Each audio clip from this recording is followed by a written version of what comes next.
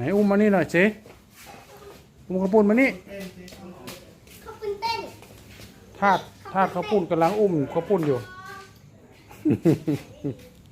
โอ้นี่ไงข้าวปุ้นบอกป๊าป๊าข้าวปุ้นเธอทำอะไรฉันข้าวปุ้นบอกว่าทาสเธอทำอะไรฉันทาส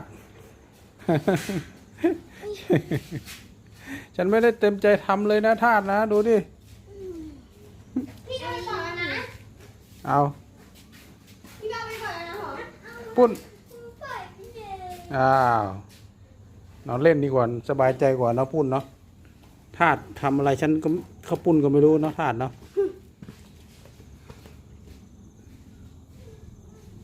ข้าวปุ้น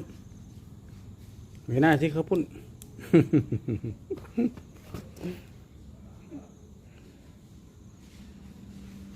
ไม่อยากเงินอ่ะ